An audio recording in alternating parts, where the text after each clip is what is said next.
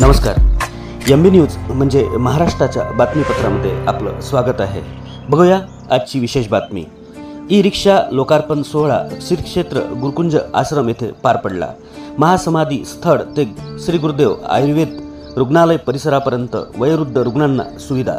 श्री क्षेत्र गुरुकुंज आश्रम दिनांक 27/6/2024 ला राष्ट्रसंत तुकडोजी महाराज महासमाधीच्या स्थळासमोर महासमाधी स्थळ ते श्री गुरुदेव आयुर्वेद रुग्णालय येथे जाण्या येण्याकरता ई रिक्षाचे पूजन तथा लोकार्पण संस्थेचे दामोदर पाटील व सरचिटणीस श्री जनार्दनजी बोथे यांच्या हस्ते करण्यात आले. सदर ई रिक्षाचा उपयोग परिसरातून आरोग्य तपासणी करता येणाऱ्या रुग्णांकरता आहे.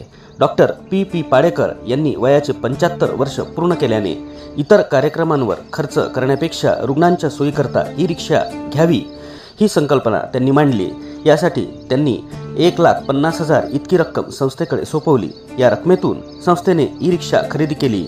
या लोकार्पण प्रसंगी अध्यात्म विभाग प्रमुख डॉक्टर राजारामजी बोथे, रामकृष्ण हरिमंदिर विभाग प्रमुख श्री विलासरावजी साबळे, ग्रामगीता जीवन विकास परीक्षा विभागाचे प्रमुख गुलाब खवसे आदी उपस्थित होते. Bureau report MB news.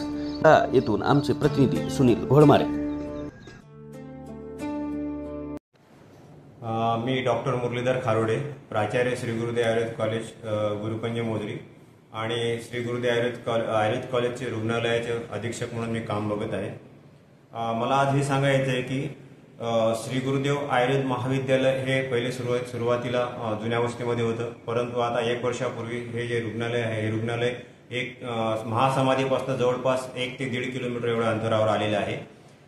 यामध्ये रुग्णांना येण्या जाण्याचा फार त्रास होत होता किंवा प्रायव्हेट जे गाड्या होत्या त्या प्रायव्हेट गाड्यांनी त्यांना पैसे जास्त लागत होते.